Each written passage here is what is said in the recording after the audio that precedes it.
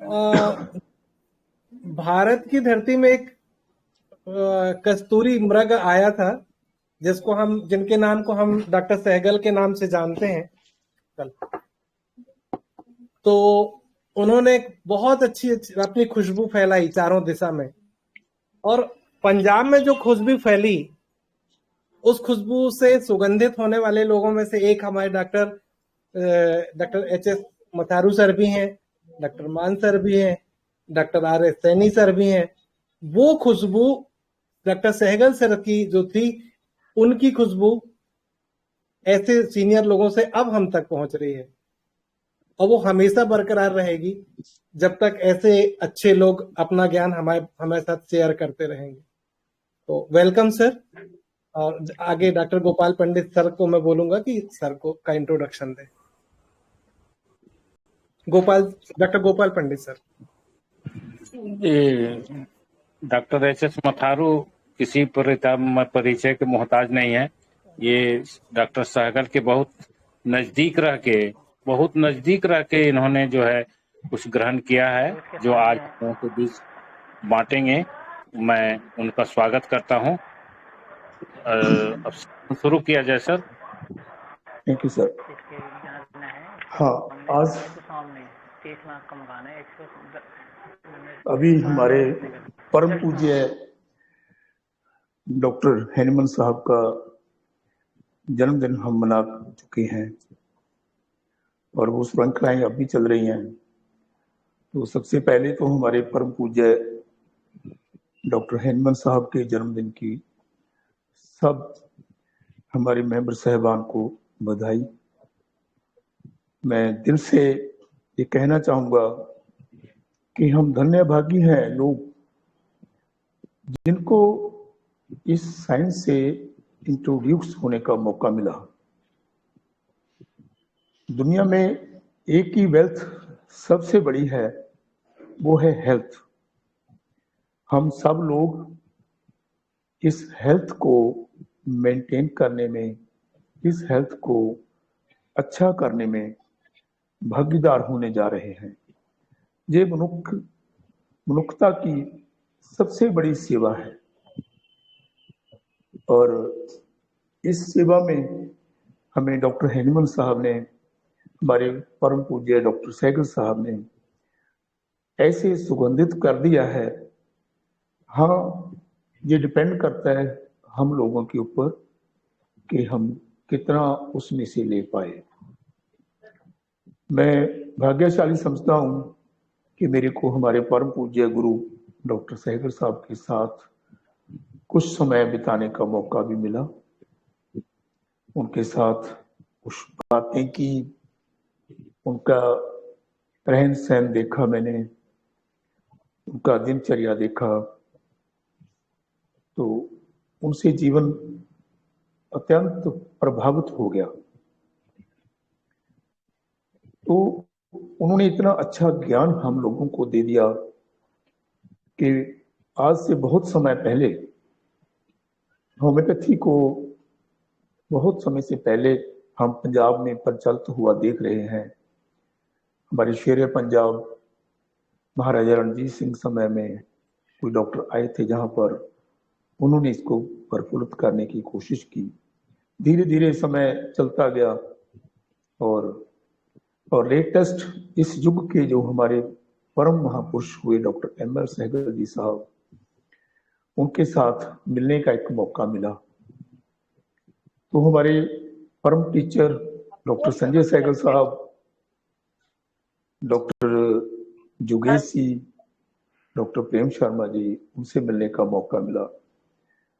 मैं पहले मन के ऊपर चिकित्सा किए जाने के लिए मेरा मन था कि ऐसा होम्योपैथी में भी होना चाहिए, क्योंकि मैं वेज फ्लावर रेमेडीज में बहुत देर पहले थोड़ा सा देखा था कि बिना किसी फिजियोलॉजी को, पैथोलॉजी को कंसिडर किए हम माइंड के ऊपर डिपेंड करके ओनली मनोभाव दशा को देख के जब मेडिसिन प्रिस्क्राइब करते थे, तो पैथोलॉजी भी खत्म हो जाती थी। तो ये बात मेरे मन में खटक रही थी कि ऐसा होम्योपैथी में क्यों नहीं हो रहा। यहां से मेरी यात्रा शुरू हुई मन को समझने की।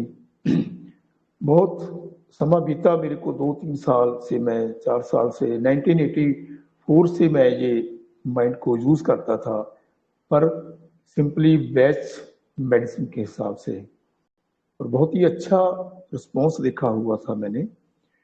ये बात बहुत बार बार मेरे को तंग कर रही थी कि होम्योपैथी में ऐसा क्यों नहीं है। होम्योपैथी में भी काश ऐसा हो कि हम बुक्स में मन को पढ़ते हैं, माइंड सिम्टम पढ़ते हैं, लेकिन उनको यूज नहीं करते।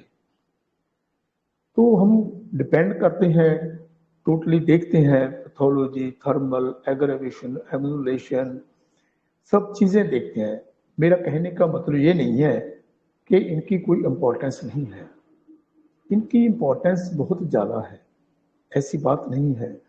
आज अगर होम्योपैथी जिंदा थी आज तक, तब इसी सिस्टम के सहारे जिंदा थी, क्लासिकल होम्योपैथी से।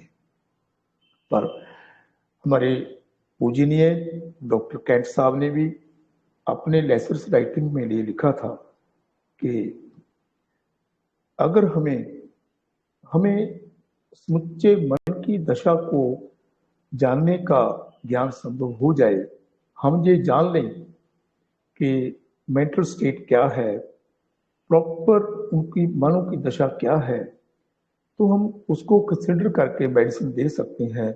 हम फिजिकल्स को और सिम्टम्स को इग्नोर कर सकते हैं। बट गुरु जी को, हमारे कैंट साहब को भी जीवन में शायद ऐसा मौका नहीं मिला। उनके काम करने वाले बहुत ज्यादा थे, बहुत ही काम किया उन्होंने, पर ओनली माइंड के ऊपर डिपेंड करके जो उन्होंने हमें लेसर राइटिंग में बताया था, उनके ऊपर डिपेंड करके कोई केस अकेले रूप में नहीं निकाला। क्योंकि हम देखते हैं कैंट रेपर्टरी में आगे जितनी भी एग्जाम्पल्स दी हुई हैं, जितना भी उन्होंने हमें ज्ञान दिया हुआ है, उसमें अकेले माइंड को यूज नहीं किया गया, उसमें सभी सिम्टम्स को लिया गया है। हाँ, माइंड का सेक्शन, रेपर्टरी, सब कुछ जो टोटली ज्ञान है, वो उसको कलेक्शन हमारे गुरुजी ने, हमारे परम पूज्य डॉक्टर कैंट साहब ने ही लिखा था। बट इस युग के महापुरुष, इस युग के अवतार जिन्होंने होम्योपैथी में रेवोल्यूशन ला दिया, डॉक्टर एम.एल. सहगल साहब ने हमें वो ज्ञान दिया कि हमारे घर में, हमारे पास एक इतना बड़ा स्टोर पड़ा है, इतना बड़ा खजाना पड़ा है कि जिसको हम रेपर्टरी के पहले पन्नों को ऐसे पलट के आगे चले जाते थे। आज तक किसी भी डॉक्टर ने, हमारे बहुत ही बड़े स्टारवर्ड्स जितने भी हुए हैं, अकेले मन को पकड़ के बिना किसी फिजिकल्स को, बिना किसी उसको लिए हुए, ओनली माइंड के ऊपर काम नहीं किया था। ये श्रेय हमारे डॉक्टर एम.एल. सहगल साहब ने, जिन्होंने रेवोल्यूशन ला दिया, वाकई होम्योपैथी में रेवोल्यूशन ला दिया। मैं तो ये समझता हूं कि हम लोग कभी डेयर नहीं कर सकते थे कि होम्योपैथी में किसी इमरजेंसी को भी डील किया जा सकता है। ये संभव हमारे गुरुजी डॉक्टर एम.एल. सहगल साहब की शिक्षा से संभव हो पाया है। अचानक ही कोई केस ऐसा मेरे पास आया, तो जिसको मैं देख करके, मैं बहुत बार पहले भी ये बात डिस्कस कर चुका हूं, इसका एक मकसद है डिस्कस करने का, नहीं तो बार बार इस बात को दोहराने का कोई मतलब नहीं है। लेकिन हम लोगों के लिए है कि हमारा बेस कहां से बनता है, हम कैसे इमरजेंसी को कैसे डील करें, कैसे देखें, क्या उसके लिए कोई अलग सा क्राइटेरिया है, हम कैसे हिम्मत जुटा पाए, ये परमात्मा के हाथ में रहा। हर चाबी खुदा ने अपने आप किसी भी योग्य इंसान को दे दी है। एक बार मैं गुरुजी से बात कर रहा था, उनके पास, उनके चरणों में बैठा था, तो ऐसे ही डॉक्टर एम एल सहगल साहब बोल रहे थे कि ये चाबी माइंड के ऊपर काम करने की, मन को समझने की, मेरी झोली में परमात्मा ने ही डाल दी। मैंने कभी सोचा नहीं था। ये हमारे गुरु जी के वचन थे। ऐसा ही छोटी मोटी शिक्षा जो मेरे को महसूस हुई कि एक पेशेंट मेरे पास आया, बहुत देर पहले की बात है। मैं वो पेशेंट इसलिए डिस्कस करता हूँ कि शुरुआत हम सब लोगों की ऐसे ही होती है। तो उसके बाद हम बाकी केस जो पुराने वाले डिस्कस नहीं करेंगे। वो पेशेंट रात को मेरे पास शाम को आया जब मैं क्लिनिक ऑफ कर चुका था। तो उनका फोन आया कि सर ऐसा है कि मेरे को डेंगू हो गया, तो आप प्लीज मेरे को दवाई दिए। मैं क्लिनिक ऑफ करके घर जा चुका था, मार्केट में था। उन्हें बोला कि सर आप प्लीज इमीडिएटली क्लिनिक के ऊपर आके मेरे को देखिए। तो मेरे को रेफर कर दिया है डीएम्स के लिए। हमारे लुधियाना शहर में दयानंद मेडिकल कॉलेज है, वहां पर रेफर कर दिया। तो मैं आया कि देखा उनकी बड़ी बुरी हालत थी, काफी वो ग्रीव कंडीशन में लग रहे थे मेरे को। प्लेटलेट्स काफी नीचे था, टीएलसी काफी नीचे थे, एचबी भी डाउन हो चुका था, क्योंकि 5-6 दिन से उनको काफी तेज बुखार हो रहा था। तो डेंगू पॉजिटिव था।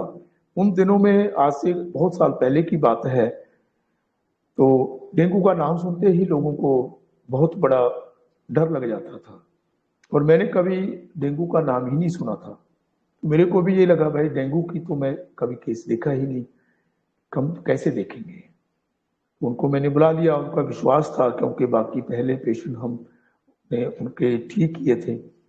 उसके बाद उनका जो विश्वास मेरे पास लेकर आया, जब मेरे पास वो 2-3 आदमियों को पकड़ के मेरे क्लिनिक में अंदर कैबिन में लेकर आए, तो मैं बड़ा देख करके उनको हैरान हुआ। एक बार मैं घबरा भी गया कि मैंने कभी डेंगू को ठीक नहीं किया, क्योंकि मैंने ऐसा कुछ देखा नहीं है। कहीं ऐसा ना हो कि पेशेंट की कोई कंडीशन में बहुत ज़्यादा खराबी आ जाए तो मेरे को सहन करना मुश्किल हो जाएगा कि मैं कैसे हैंडल करूँगा। तो मैंने सोचा कि हमने गुरु जी की शिक्षा ली हुई है, जो उन्होंने हमें ज्ञान दिया है, जो उन्होंने हमें सबसे बड़ा फार्मूला बताया कि present dominant and persistent symptoms का जो हमें देखने का तरीका बताया उन्होंने, तो मैंने उसको भी यूज किया और देखा कि इनको हुआ क्या है। फॉर द टाइमिंग मैंने अपने मन को समझाया, आप डेंगू से नहीं डरना, बस सिंपली पेशेंट को देखना है हमें। हम डिजीज को तो ठीक करते ही नहीं है, आदमी को ठीक करते हैं, मरीज को ठीक करते हैं। और हम सब लोग कभी जब पेशेंट से डिजीज का नाम सुनते हैं, ज्यादातर लोग हम घबरा जाते हैं। किसी ने डायबिटीज का नाम ले दिया, किसी ने HIV का नाम ले दिया, किसी ने BP का नाम ले दिया, किसी ने कोई और बड़ी बीमारी का नाम ले दिया, कोई अल्जाइमर का हो गया। वो नाम हमें इतना शेक कर देता है कि हमारा कॉन्फिडेंस लूज हो जाता है उन बातों में। तो हम लोग सोचते हैं कि शायद ये तो बहुत ही बड़ी प्रॉब्लम आ गई है, भाई कैसे हैंडल होगा। मेरे मन की यही दशा थी और जितने भी डॉक्टर्स के साथ मेरा वास्ता पड़ा है, मैंने उनसे बात की, उन सब की यही राय थी कि हाँ, हम डिजीज का जो नाम सुनते हैं जब, उससे हमें घबराहट होती है।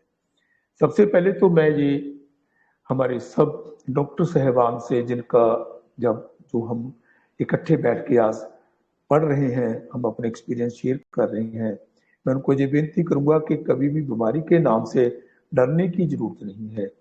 और फॉर द टाइमिंग बीमारी के नाम को मन से एकदम निकाल करके सिंपली पेशेंट को देखना है कि इसको हो क्या रहा है। जस्ट प्रेजेंट स्टेट, पेशेंट इस स्टेज में कैसे बिहेव कर रहा है, कैसा महसूस कर रहा है, इस बीमारी का उसके ऊपर इफेक्ट क्या हो रहा है, वो कैसे प्रभावित हो रहा है उससे, हमने उसको ही देखना है। बीमारी के नाम को भूल जाइए, अदरवाइज बीमारी का नाम आपको आपके कॉन्फिडेंस को बिल्कुल शेक कर देगा। क्योंकि हमने एलोपैथिक सिस्टम से इन बीमारियों के नामों को सुना हुआ है और इनका उपचार भी हमने देखा हुआ है, इसलिए हमारे मन में डर बैठा हुआ है इन बातों का। तो वो बातें मेरी याद आई मन में, गुरु जी की शिक्षा को याद किया, तो मैंने उनके सिम्टम लेने शुरू कर दिए। सिम्टम लिए, सिम्टम लेने के बाद 10-15 मिनट मैंने एक डोज डाली उनके मुंह में। उनको बोला कि आप सिंपली 15-20 मिनट वेट करिए, अगर आप थोड़ा सा ठीक हुए तो ठीक है, नहीं तो आप चले जाना, प्लीज वेट नहीं करना, क्योंकि this is my first experience to deal with dengue cases. तो मैंने कभी आज तक डेंगू वगैरह का नाम नहीं सुना था, मैं भी अंदर से डर रहा था। लेकिन वो 15 मिनट के बाद में जब मैं अपने कवर में बुलाया तो उनका हेडेक काफी कम हुआ था। जो 3 लोग उसको 2-3 लोग पकड़ के लेकर आए थे, वो अपने आप चल करके मेरे कैबिन में अंदर आ गए वेटिंग रूम से। नेक्स्ट 15 मिनट के बाद में डोज डालने के बाद में नेक्स्ट 15 मिनट के बाद में फिर देखा तो पेशेंट ने जब ये कहा कि अब मैं काफी अच्छा फील कर रहा हूँ, तो मैंने उनको सैक्लेट दे के भेज दिया। तो नेक्स्ट डे देखा तो बहुत अच्छा इम्प्रूवमेंट था। ये मेरे जीवन का सबसे पहला केस था। जो मेडिसिन से मैंने ठीक किया वो ब्रेनिया मैंने उनको दवाई दी थी, क्योंकि उनका सिम्टम था। आज मैं ये केस बताने वाला नहीं था, लेकिन मेरे मन में ये आया कि मैं अपनी शुरुआत कैसे इमरजेंसी में हुई, तो मैं आपके साथ शेयर करना चाहता हूँ कि आप भी ऐसे ही शुरू करना। हो सकता है आप मेरे से भी ज्यादा इमरजेंसी को डील करते रहे होंगे, करते भी होंगे, पर जो मेरा अपना एक्सपीरियंस है वो मैं आपके साथ शेयर कर रहा हूँ, शायद आपको इससे कुछ मिल जाए। तो उनको कुछ भी नहीं, बिना कोई पैथोलॉजी के लिए देखे तो मैंने उनको ब्रेनिया दी थी। उनके थोड़े से सिम्टम, जो कॉमन एक्सप्रेशन था उनका, जो जैसे पकड़ करके ऐसे मेरे पास सामने आए थे, वो हेड रिजाइट था। तो बोल रहे थे मेरा सिर दर्द बहुत जबरदस्त हो रहा है, ऐसे बैठे थे बिल्कुल पकड़े हुए ऐसे कि डॉक्टर साहब मैं हिल नहीं सकता, मेरे हिलना अच्छा नहीं लगता। वो injured and disturb worse too था। तो बस डॉक्टर साहब थोड़ा ना ऐसे हिसाब से ठीक कर दीजिए, मेरा ना काम बहुत है क्लिनिक में। तो उसका मेडिकल शॉप था कि वहाँ बहुत ज़्यादा मेरे लड़के जो काम करते हैं ना, काम का रश है, तो मैं थोड़ा प्रॉपर मेरे को ठीक कर हुआ। तो बिजनेस टॉक्स ये 2-4 सिम्टम मैंने लिए थे, उनको ब्रेनिया दिया। ये मेरा जिंदगी का इमरजेंसी केस को डील करने का पहला सफर था। शायद आपके लिए इस बातों से कुछ ना कुछ आपको फायदा हो जाए, तो मैं ये केस आपके लिए इसलिए डिस्कस किया। आपको आवाज सही आ रही है क्या? Yes sir. हेलो। जी सर यस बिल्कुल। सर। हाँ, और वीडियो वगैरह कोई दिक्कत तो नहीं है ना? नहीं सर कुछ नहीं। क्लियर है सर। हाँ, मैं ऐसे ही कुछ केसेस बताता जाऊंगा आपको, ये अच्छा है, मेथड ठीक लग रहा है आपको? मेंबर्स बोले। हाँ जी, ऐसे ही कुछ केसेस आपके साथ डिस्कस करूंगा मैं। ऐसा ही मेथड अच्छा लग रहा है आपको, या आपने ओनली रूब्रिक्स की स्टडी करनी चाहते हो? सर यही सिस्टम से रखो, मजा आ रहा है। Okay okay okay. हाँ, एक और इसके बाद में हाई फीवर का केस देखा, बहुत ज्यादा फीवर था उनको, हाई बीपी था उस टाइम में। सर पोटेंसी और बीपी, रेपिटेशन कर दें। हाँ, उसमें मैंने 30 पोटेंसी ही दिया था और रेपिटेशन नहीं किया। और अक्सर ही मैं 30 पोटेंसी से शुरू करता हूँ, और जितने भी इमरजेंसी केसेस होते हैं ज्यादातर एक ही डोज से निकल जाते हैं, नहीं तो उसके बाद फिर कभी रेपिटेशन 30 पोटेंसी की, जहाँ हमने 200 की भी कर देते हैं और 6 के भी जाना पड़ता है। उसका जाने का क्राइटेरिया क्या है, मैं वो आपसे शेयर कर देता हूँ। कि जैसे मैंने ब्रेनिया 30 उनको दिखा दिया, तो सेकंड डे पेशेंट आया कि मैं सर बहुत ठीक हूँ, और प्लेटलेट्स काउंट काफी बढ़ गया था और टीएलसी लेवल भी अच्छा हो गया था, पेशेंट का जनरल वेलबींग बहुत अच्छा था। तो मैंने रिपीट नहीं किया। 4 दिन देखा तो 4 दिन के बाद में पेशेंट टोटली ओके हो गया, तो मैंने कुछ भी रिपीट नहीं किया। अगर वो केस कोई करो वो देखा मैंने, वही केस आता, उसका लेवल एक जगह रुक जाता, तो वो आगे प्रोसीड नहीं करता, तो फिर मैं उसको हायर पोटेंसी दे देता 200 की। अगर वो 200 से भी नहीं प्रॉपर से लगता, फिर हम लोअर पे भी चले जाते हैं, या कई बार हम पहले भी लोअर पे चले जाते हैं। और वो उसमें पेशेंट का आपको स्टेमिना देखना पड़ेगा। अगर स्टेमिना ज्यादा लो है तो आप लोअर पोटेंसी पे जाओ, नहीं तो फिर आप एक डोज 200 की दे सकते हो। वो ये तो आपका एक्सपीरियंस ही बताएगा, पेशेंट को देख के आपकी जजमेंट क्या है उसके बारे में, वो आपका डिसीजन उसके ऊपर डिपेंड करेगा। हाँ, दूसरा केस जो मैंने देखा, फीवर बहुत ज्यादा था, हाई बीपी था उनका।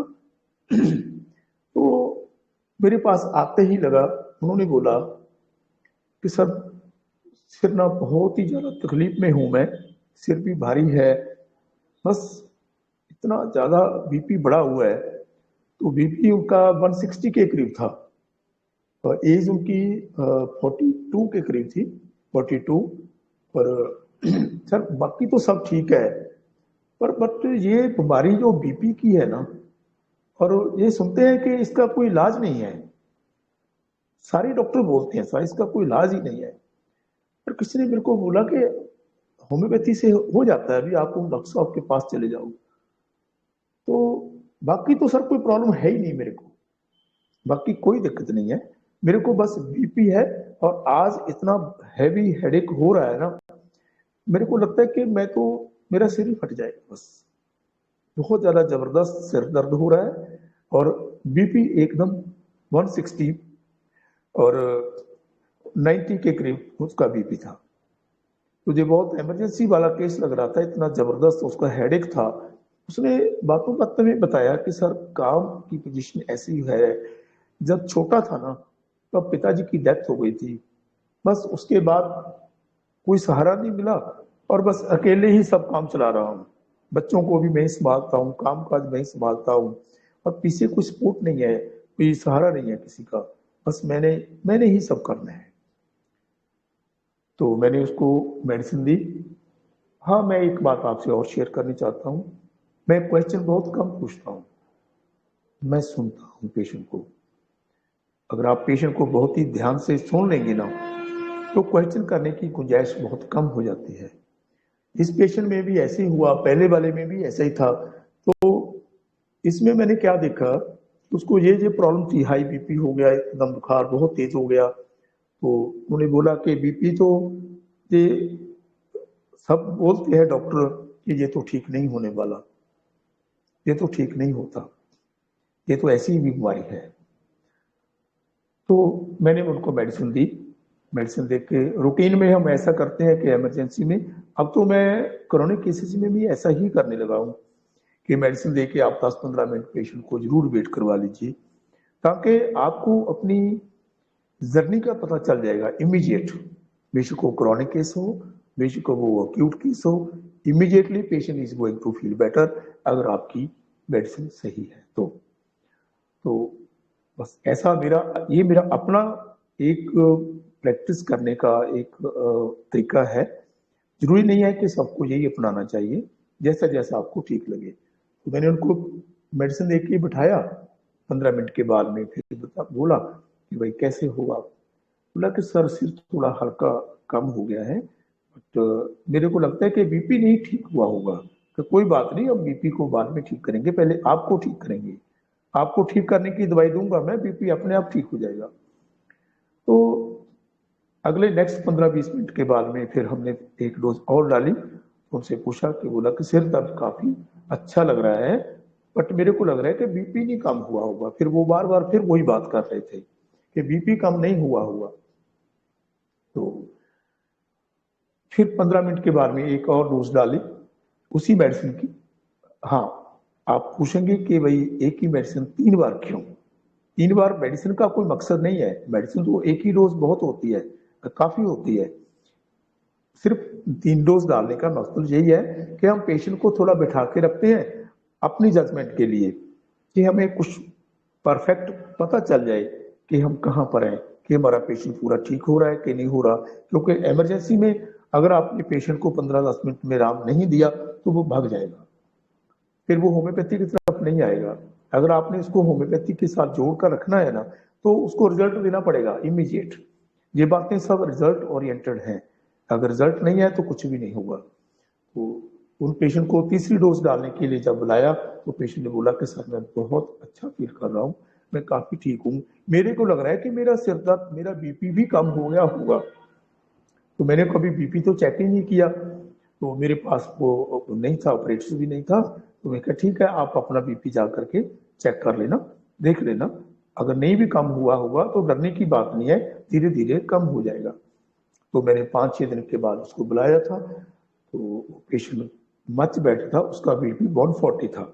उसने बोला कि सर मैं कोई एमलॉन्ग कोई दवाई होती है, मेरे को उसका पूरा पता नहीं है, वो ले रहा था, वो लेते लेते भी उसका बीपी 160 से कम नहीं आता था।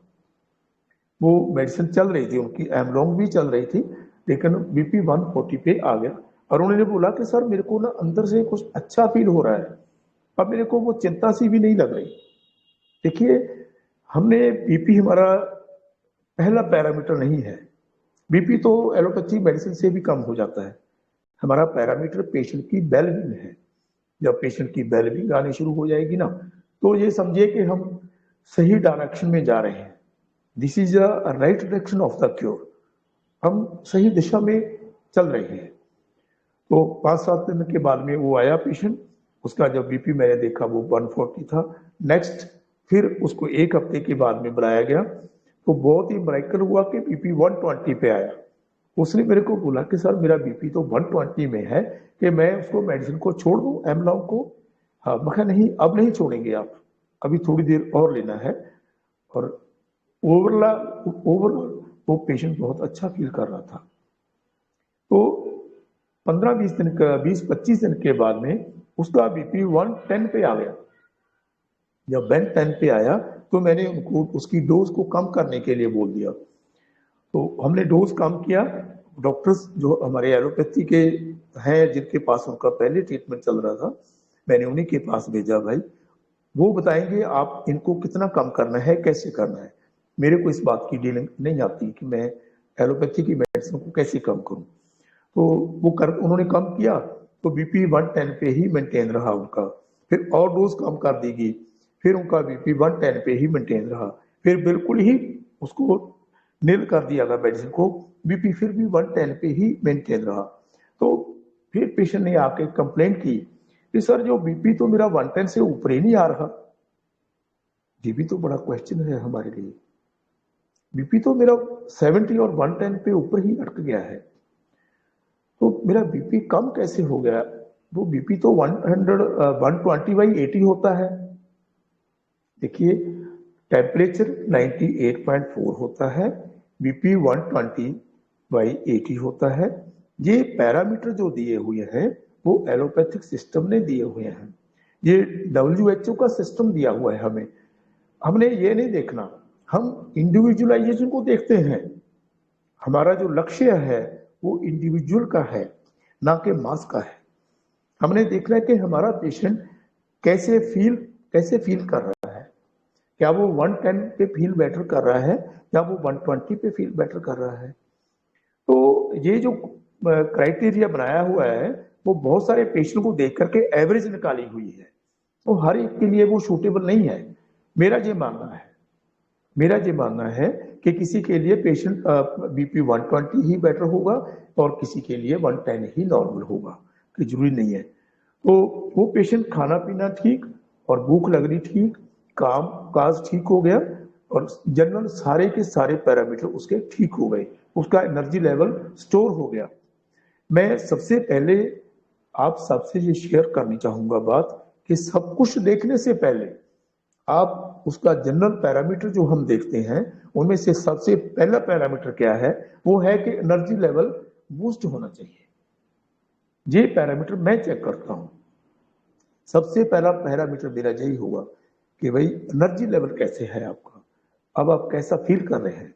अगर पेशेंट अच्छा फील कर रहा है, हमें कोई चिंता की बात नहीं है। तो उस पेशेंट को मैंने उसके सिम्टम जो लिए, मैं अभी ये क्वेश्चन आंसर में नहीं लगाऊंगा कि मैं पहले आपको पूछूं फिर मैं बताऊं, समय इतना कम होता है कि थोड़े से केस डिस्कस करेंगे आपके साथ। तो मैं आपको बता रहा हूं कि पेशेंट ने बोला था कि सर बीपी है, हाई बीपी बहुत टाइम से रहता है, ये तो ठीक नहीं होता है। उनको ये लगा कि जो मेरा बीमारी है ना, मेरे वो इनक्योरेबल है, ये ठीक नहीं होगी।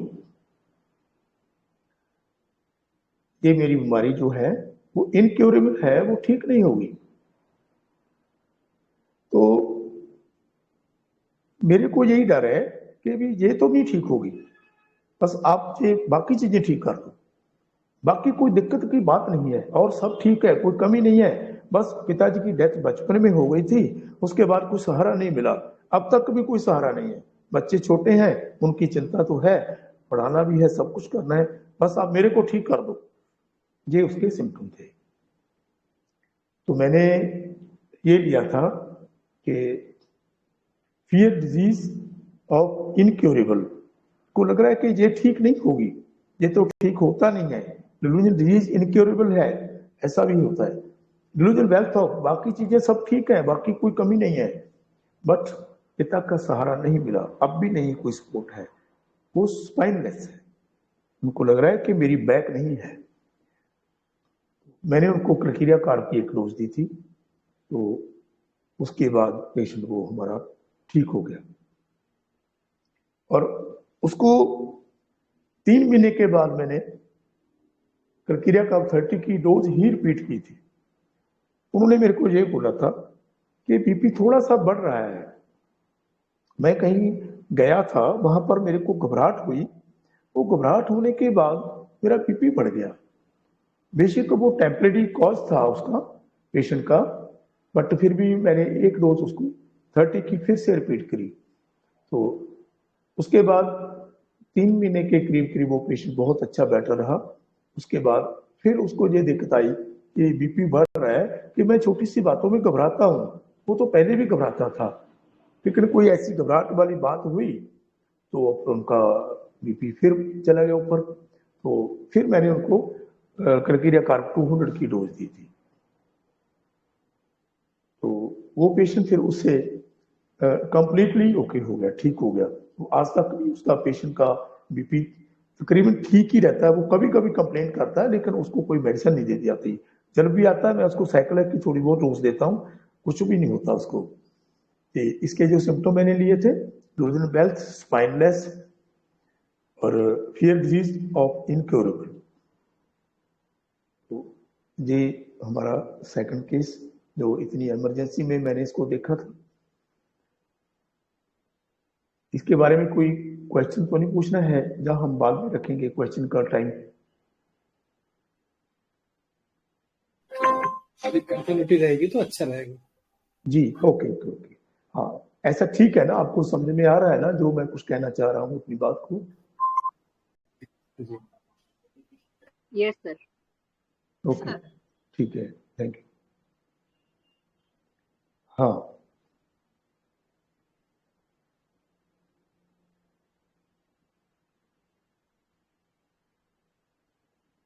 नेक्स्ट केस हम करते हैं। तो एक मैं आपके साथ बहुत अच्छा केस डिस्कस करने जा रहा हूं आज। वो इमरजेंसी का नहीं है, तो मैं इमरजेंसी का एक और केस ठीक करते हैं, हम देखते हैं, उसके बाद फिर वो केस करूंगा मैं आपके साथ। हमारा टाइम कितने बजे तक है? कोई दिक्कत की बात तो नहीं है ना? कोई टाइमिंग लिमिट नहीं है, जब तक गुरु प्रसाद बटे तब तक कोई बात नहीं है। हाँ, गुरु प्रसाद तो हमें मिल चुका है, मेरी झोली में डला है, तो मैं थोड़ा सा आपको दे रहा हूँ। वो गुरु का ही प्रसाद है जो हम सब लोग छक रहे हैं और लोगों को दे रहे हैं, वो उन्हीं की कृपा से हो रहा है। एक नेक्स्ट केस मैं आपके साथ डिस्कस कर रहा हूँ, वो भी एक बहुत ही हाई फीवर का केस था। मैं ये केस क्यों कर रहा हूँ? क्योंकि जब पहले मैं 1993 में प्रैक्टिस में आया था, उस टाइम में हमने कभी सोचा नहीं था कि बुखार के केस भी होम्योपैथी से ठीक होते हैं। रियली मेरे को बड़ा मुश्किल लग रहा था।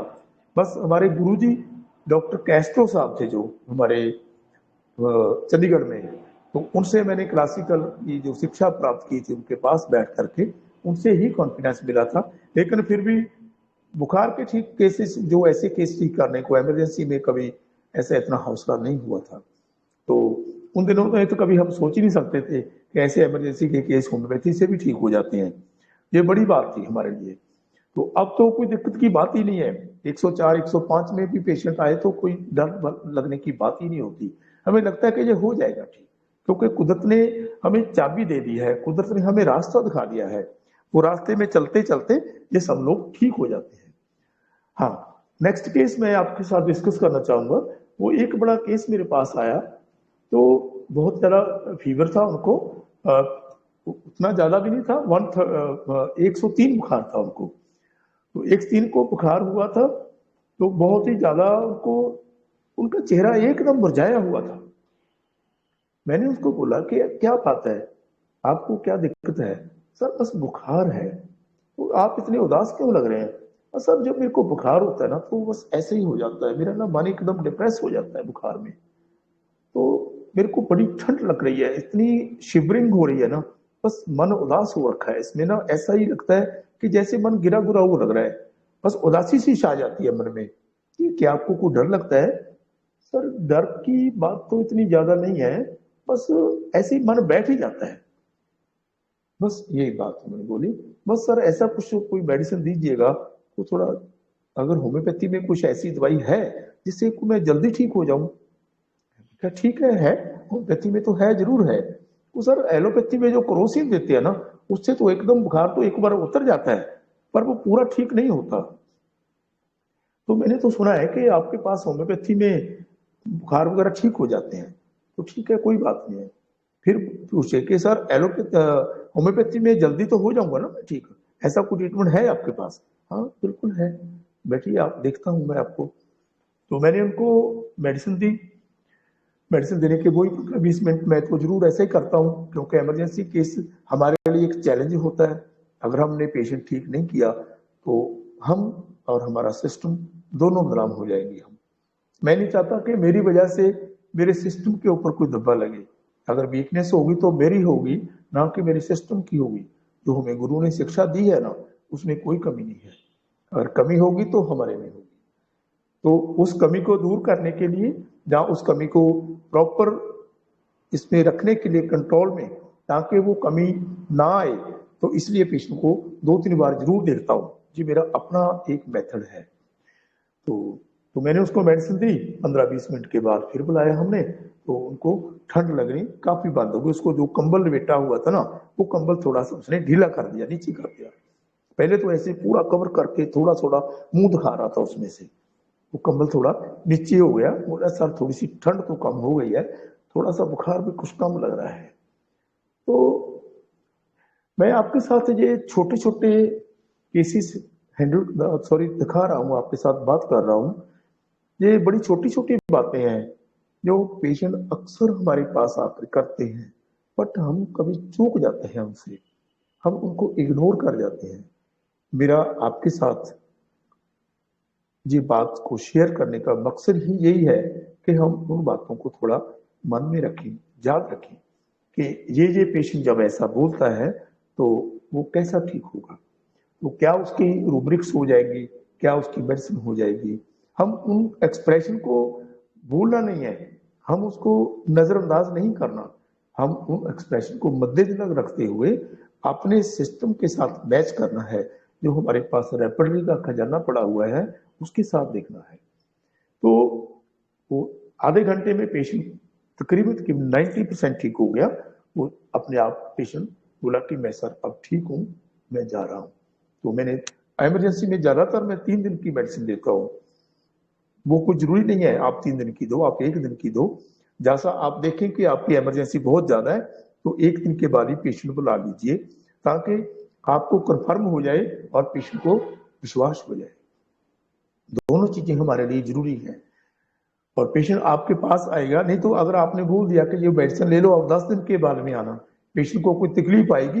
अगर वो बाई चांस वो नहीं भी ठीक हुआ तो वो एलोपैथी में भागेगा, तो हम अपने सिस्टम को बदनाम कर देंगे। ये बात हमने नहीं करनी। आप जल्दी बुलाइए पेशेंट को, ताकि आप उसको देख सको। हाँ, उसने जो मेरे को बताया था, मैंने उसके सिम्टम क्या लिए, वो एक हमारे पास रूब्रिक पड़ा हुआ है उदासी का। उन्हें बोला था ना सर बस ऐसे ही उदास ही हो रहा है मन। हमारे पास है सैडनेस। सैडनेस का रूब्रिक हमारे पास है। कब?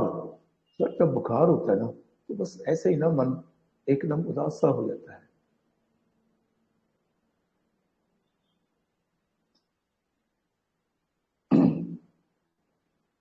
और दूसरा सैडनेस चिल ड्यूरिंग।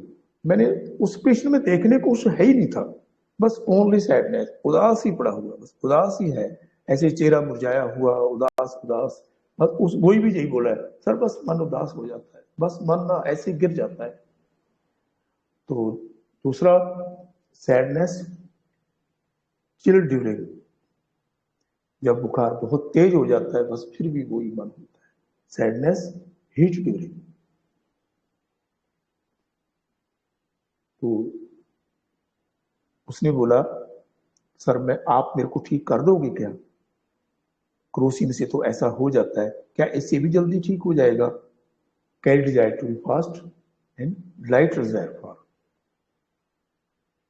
ज्यादा क्वेश्चन करने की जरूरत नहीं होती। जो हमारा क्वेश्चन होता है ना, वो पेशेंट को कंफ्यूज कर देता है।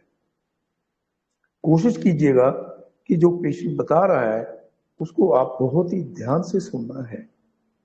उसका एक भी लफ्ज इधर उधर नहीं चला जाना चाहिए। आपकी तवज्जो टोटली पेशेंट के अंदर होनी चाहिए, उसको सुनने में होना चाहिए। आप और पेशेंट का तालमेल बहुत ही ज्यादा अच्छी तरह बैठ जाना चाहिए। तब आपको पेशेंट को समझ पाएंगे कि वो कौन सी बात है जो पेशेंट को डिस्टर्ब कर रही है। उसको फीवर इतना डिस्टर्ब नहीं कर रहा था जितनी उसको उदासी डिस्टर्ब कर रही थी। उस फीवर की वजह से हो क्या रहा है अंदर, वो चीज हमने ठीक करनी है। फीवर तो एलोपैथी वाले भी ठीक कर देते हैं। तो जब हम पेशेंट को ठीक करेंगे तो पेशेंट का फीवर भी अपने आप ठीक हो जाएगा। तो ये सिम्टम मैंने लिए, लाइट जार रेडी टू जाल too fast, sadness fever during, sadness chill during, sadness heat during. तो एकोनेट मैंने उस पेशेंट को दिया था। एकोनेट के बाद वो पेशेंट बहुत अच्छा ठीक हो गया, तकरीबन क्योर हो गया वो, फिर उसको आने का मौका नहीं मिला। तो ऐसे ऐसे छोटे मोटे केस मैं आपके साथ डिस्कस करूंगा।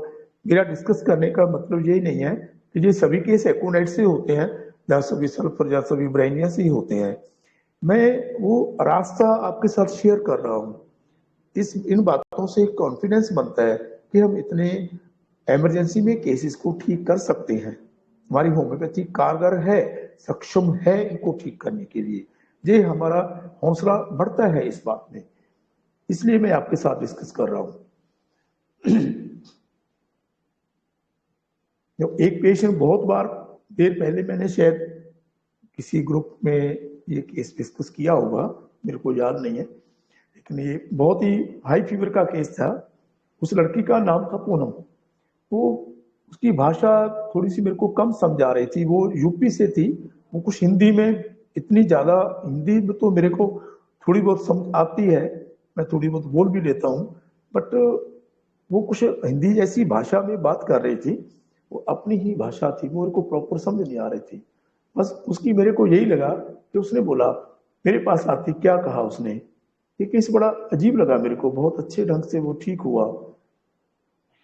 तो मेरे को बोला, सर मेरा सिर दुख रहा है, मेरा पेट दुख रहा है, मेरे इधर दर्द हो, मेरे उधर दर्द है, मेरे ये हो रहा है, मेरे ये हो रहा है, ऐसे हुआ है, इधर भी दर्द हो रहा है, इधर भी हो रहा है, इधर भी हो रहा है, ये हुआ है, ऐसे हुआ। अरे भाई, आधी बातें तो मेरे को समझ में नहीं आई उसने क्या बोल दिया। एक तो भाषा की बात हो गई, वो नहीं समझ आ रही थी पूरी। एक उसका इतनी जल्दी फास्ट बोलना, वो भी समझ नहीं आ रहा था। तो मैं तो थोड़ा कंफ्यूज हुआ कि क्या करूं मैं इसका। आवाज नहीं आ रहा है। आवाज नहीं आ रही है मेरी? प्लीज अपने टेलीग्राम को अपडेट कर लीजिए प्लीज। हाँ सर, आ रही है, कंटिन्यू। मैंने करना है मेरे को करना पड़ेगा अपडेट? नहीं सर, सर आपकी आवाज आ रही है, अच्छी आ रही है। अच्छी, अच्छा, ओके ओके। हाँ। बाकी मेंबर जिनको कोई दिक्कत हो रही है वो लोग अपने टेलीग्राम को अपडेट कर लीजिए। बाकी सर की आवाज प्रॉपर है। Please sir continue. Thank you very much. हाँ, वो केस इतना सा, कोई वो यूपी से लड़की आई हुई थी जहां पर लेबर का कोई लड़का काम करता था, उसकी वाइफ थी। वो पहले मेरे से बहुत बार ठीक हुआ। उसको जब भी कभी बुखार वगैरह, जब भी कोई इमरजेंसी दिक्कत आती तो मेरे पास ही आता था बेचारा को। वो लड़की मेरे पास आई तो मेरे को भाषा की बड़ी दिक्कत हो रही थी। वो फटाफट सिर दर्द है, ये है, जुकाम है, इधर से नाक बंद हो गया, उधर से हो गया, यहाँ पर दर्द होता है, यहाँ पर होता है, इधर होता है, यहाँ पर होता है, इधर होता है। अरे वो सांस ही नहीं ले रही थी, इतनी फास्ट उसने बता दिया। वो बार बार इतनी तेजी से बात कर रही थी, वो कुछ भी समझ नहीं आ रही। तो बस यही सिम्टम थे उसके। तो मैंने उसको मेडिसिन दी।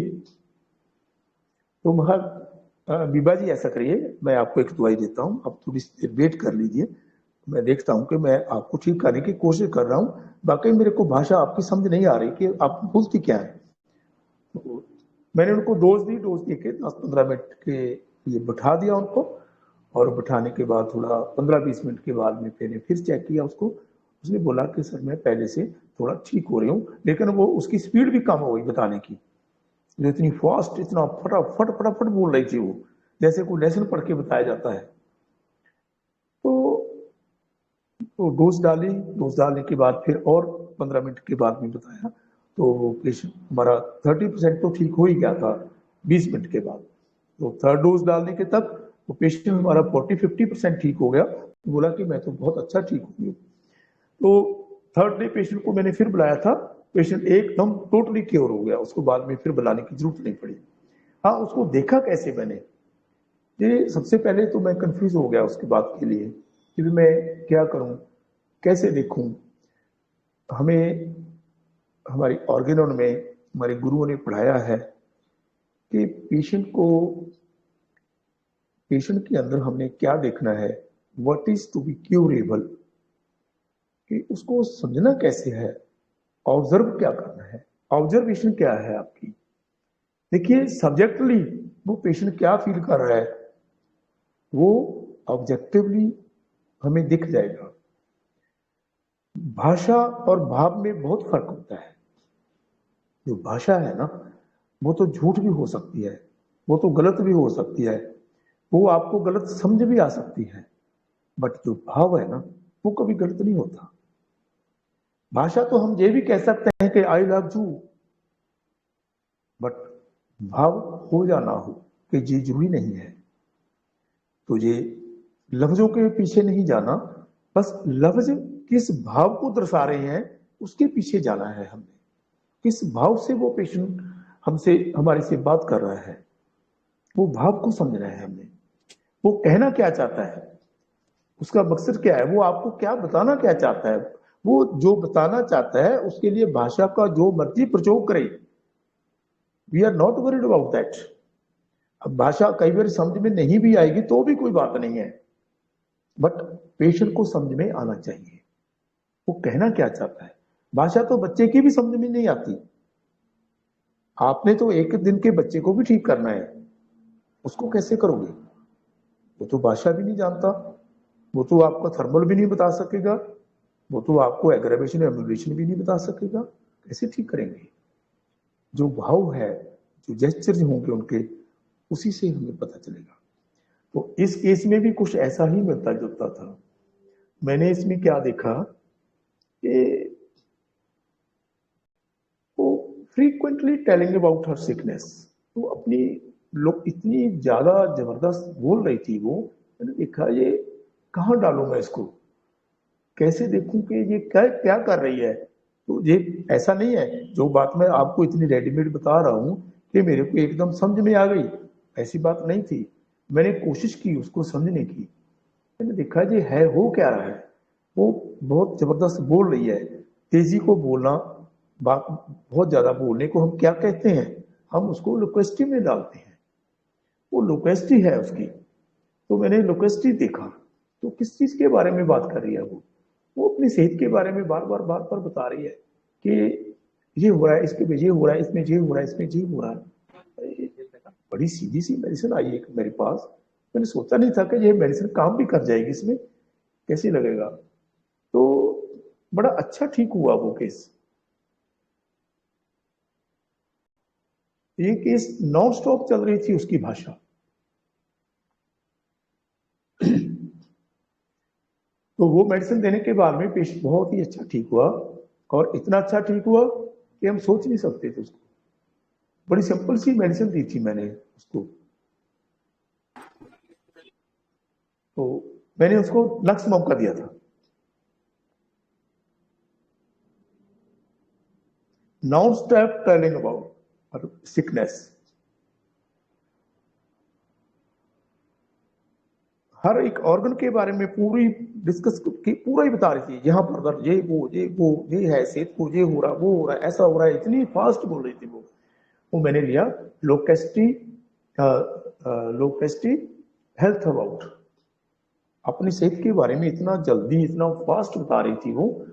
एक और सिम्टम भी दिया था, वो मेरे पूरा दिमाग में नहीं आ रहा क्या था, मैं आपको बता रहा हूँ, देखता हूँ शायद इसमें मेरे को मिल जाए, लैपटॉप में देखता हूँ।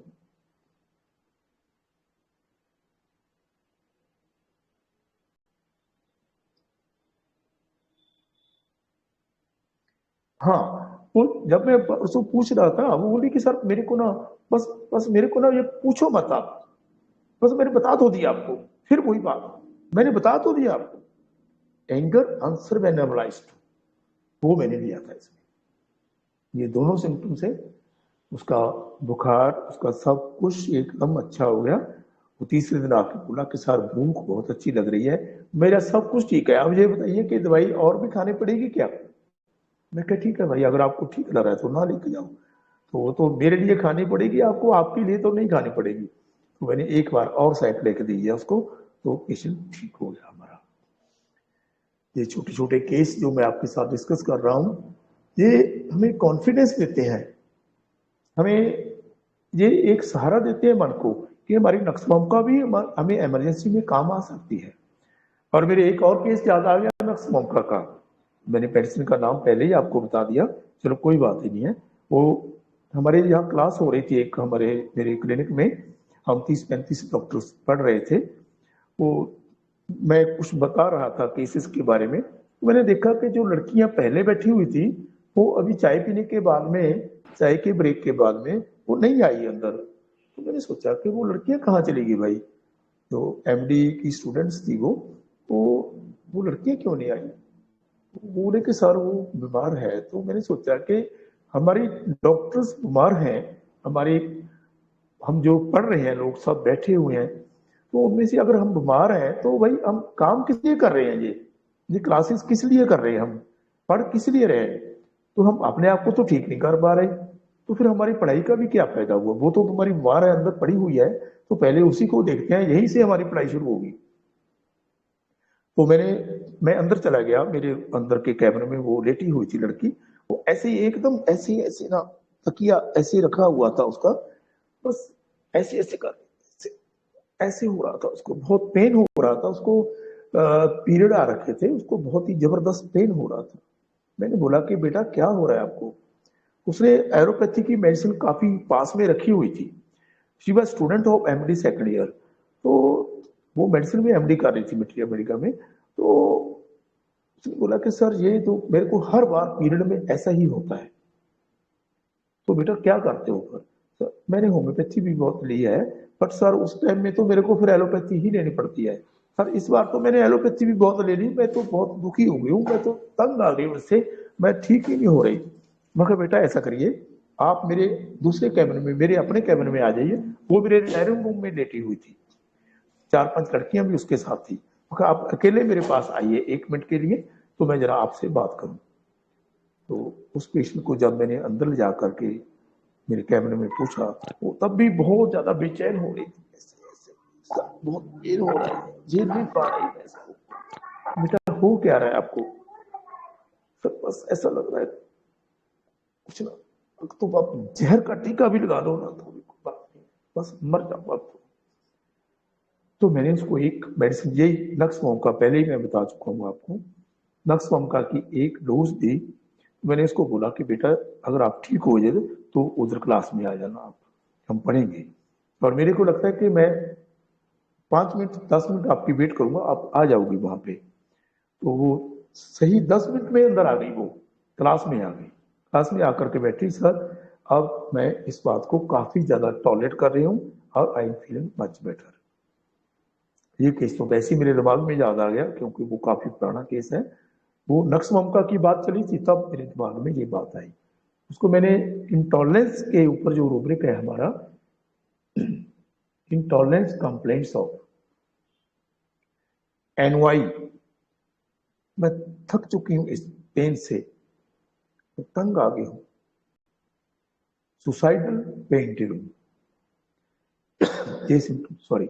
ये सिम्टम मैंने उसके लिए थे गुड़िया के। तो वो बच्चा एकदम ठीक हो गया था।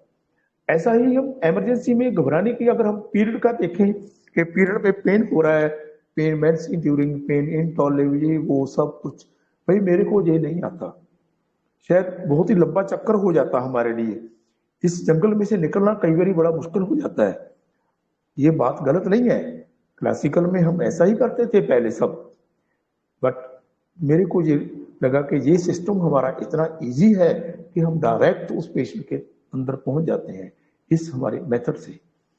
तो वो पेशेंट नक्सवांका से बिल्कुल ठीक हो गया। रूब्रिक में आपको बता चुका हूँ। मुझे बड़ा अच्छा केस था नक्सवांका का। तो अब एक तो केस मैं और आपके साथ शेयर करूंगा। एक बहुत अच्छा केस मैं आपके साथ डिस्कस कर रहा हूं। बहुत समय की बात है, मैंने एक ऐसा केस पहले भी ठीक किया था। एक आज किसी डॉक्टर का मेरे पास फोन आया था कि सर एक ऑटिज्म का केस के बारे में भी आपने बता देना। मैं कहा ठीक है, चलो कोई नहीं। मैंने कुछ 8-10 केस तो ठीक किए हुए हैं, बट एक दो केस मेरे याद हैं। वो मेरे याद आ गया उस पेशेंट का नाम। तो मैंने वो निकाला तो मैंने देखा कि हाँ, रूबिक्स मेरे दिमाग में आ गए। वो पेशेंट जब मेरे पास आया, वो बच्ची थी, वो इंग्लैंड में, सॉरी, शायद कहीं फॉरेन कंट्री में रहती थी वो बच्ची। वो ऐसा चक्कर होता है कि कभी वीजा वगैरह लेट लगता है लड़कियों का, वो उसको जाना पड़ता है, बच्चे का नहीं लगा जी, कुछ ऐसा चक्कर था कि वो छोटा बच्चा उस अपने नाना नानी के घर में रहता था। वो लड़की और अपने हस्बैंड के साथ फॉरेन कंट्री में थी। तो बच्चे को इतना बुरा ऑटिज्म डेवलप हो गया। वो 5 साल इधर ही रहा। तो 5 साल में उसको इतनी बड़ी प्रॉब्लम आ रही थी, वो टोस के ऊपर चलता था ऐसे ऐसे, और कुछ भी समझ नहीं पा रहा था वो बच्चा। जब वो वहां पर गया फॉरेन में, तो उसको ऑटिज्म, वहां पर भी ऑटिज्म डिक्लेयर किया गया और उसका ट्रीटमेंट बहुत ज्यादा चला। लेकिन 4-5 साल में वो बच्चा, 3 साल ट्रीटमेंट चला तो उसको कोई फर्क नहीं पड़ा उसको। तो फिर वो बच्चे को लेकर के मेरे पास आए थे। एक्चुअली वो किसी ने वैसे ही बता दिया हुआ कि भाई जरा उनको एक बार दिखा के देख लीजिए आप। तो वो बच्चा अपनी मदर के साथ आया। उसको जब बच्चे को लेकर आ गए, साथ में कैबिन में थे, उसकी बच्ची का नाना नानी और उसकी बच्ची की माँ थी उसमें साथ। तो बच्चा ना अपनी मदर को बड़ा बुरा बोला था, तू गंदी है, तू बहुत गंदी है, तूने मेरे को नाना के पास छोड़ दिया था, तूने मेरे को नाना के पास छोड़ दिया था, उन्होंने मेरे को मार दिया था, मेरे को मार डालते थे, मेरे को ऐसा करते थे। वो इतना ऐसा नहीं करते थे वास्तव में, पर लेकिन बच्चे को ये लग रहा था कि जो उसके मामा के बच्चे थे ना, उनको ये लग रहा था कि ये शायद इनको ज्यादा प्यार कर रहे हैं, मेरे को वो दुरकार रहे हैं। वो बच्चे की अपनी फीलिंग थी। ये वास्तव में जरूरी नहीं है कि सारा वातावरण ही ऐसा ही होगा। वो तो बच्चे तो बल्कि प्यार कर ही रहे थे। हो सकता है उस बच्चे को ये मन में बैठ गई बात कि भाई मेरे को तो वो अच्छा नहीं समझते थे, मेरे को दुरकारते थे, उसको अच्छा समझते थे। वो बड़ी ना अजीब सी बातें, गुस्से में वो अपनी बात करनी पसंद करता था। उसको ये लगता था कि मैं अपनी, जो मैं चाहता हूं मैं तो वो करूंगा, जो मैं चाहता हूं मैं वो करूंगा। वो कभी इधर फेंक देना किसी चीज को, कभी उधर फेंक देना किसी चीज को, कभी इधर कर देना, ऐसी चीजें वो करता था। अगर उसके हिसाब से उसको खेलने नहीं दिया जाता था, जहां उसके हिसाब से नहीं चला जाता था, तो वो पेशेंट एकदम बच्चा परेशान हो जाता था, बहुत गुस्से में हो जाता था। ये बात थी उसकी। तो और मदर को बड़ा बड़ा बुरा बोलता था कि तू गंदी है, तू बहुत गंदी है, तूने मेरे को इधर छोड़ दिया। तो ऐसी कुछ बातें थी पेशेंट की। और एक खास बात थी, उनके पास ना एक बिल्ली रखी हुई थी। वो बिल्ली, वो बोलती थी कि ये बिल्ली के साथ बहुत प्यार करता है, बस बिल्ली के साथ ही खेलता है और किसी के साथ नहीं खेलता। बिल्ली के साथ खेलता है। तो मैंने देखा कि बिल्ली के साथ खेलने की कोई मेडिसिन, या कोई बिल्ली के साथ इतना प्रेम है इसको, वो क्या हो सकता है। तो वो भी निकाला मैंने, देखा, चलो उसको भी मैंने मद्देनजर रखा उस बात को, क्योंकि ये एक स्पेशल चीज है। वो बिल्ली के साथ बहुत अच्छा खेलता है। तो ऐसी कुछ बातें थी पेशेंट की, तो उसको ये लग रहा था कि ये मेरे को सब ना दबा दबा के रख रहे हैं, मेरे को अपनी मन की बात नहीं करने देते। तो थोड़ा थोड़ा बोलता था ना कि ये मेरे को ऐसा नहीं करने देते, मेरे को ऐसा नहीं करने देते। तो उसके नाना जी ने बोला कि डॉक्टर साहब हम इसको मारते नहीं है, हम ना इसको ये कहते हैं कि भाई तुमने ये नहीं करना, तुमने वो नहीं करना, तुमने ये क्यों करते हो, तुम वो क्यों कर, ये हरकतें ही ऐसी करता है, हम इसको ऐसे ही बोलते हैं। ठीक है, कोई बात नहीं, आपका भी फर्ज है और आप क्या कर सकते हो। तो ये ऐसा ही केस था कुछ।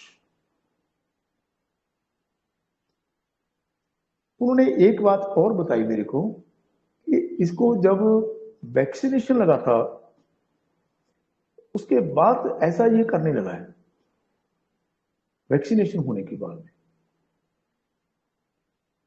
उसके बाद ये परेशान सा रहने लगा था पहले, उसके बाद ये धीरे धीरे सब बातें डेवलप हो गई हैं इसकी। तो वो भी मैंने देख लिया कि भाई अब वैक्सीनेशन को भी देख लेंगे, जो जो हमें क्लू मिलते हैं हमें वो छोड़ने नहीं चाहिए। तो उसको भी मैंने कंसिडर किया। तो मैंने उसको मेडिसिन दी, तो बोला कि भाई आप मेरे को,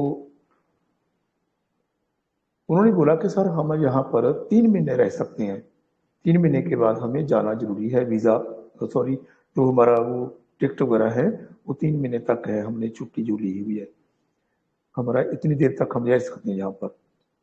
तो ठीक है, कोई बात नहीं, हम ट्राई करते हैं, लेकिन ये बहुत बड़ा केस है, इसमें इतनी जल्दी इम्प्रूवमेंट नहीं आती। तो 3 महीने के बाद में मैंने उसको पेशेंट को बुलाया, सॉरी 1 महीने के बाद, 1 महीने की साइक्लिक देके पेशेंट को बोला कि भाई 1 महीने के बाद में आना, और 3 डोज मेडिसिन की देके मैंने उसको भेज दिया। तो 1 महीने के बाद मैं कहीं फंक्शन में जाना था, उनका फोन आया कि सर हम यहाँ पर आपके पास मेडिसिन लेने आ रहे हैं। तो मेरे को वहां पर वो पेशेंट मिला, उसने ये बोल दिया, माता उनके नाना जी ने और माता जी भी थी वहां, कि sir lot of improvement is there. वो बच्चा तो अब टोज के ऊपर तो बिल्कुल ही नहीं चलता, बिल्कुल सीधा चलता देखा मैंने भागता हुआ उसको।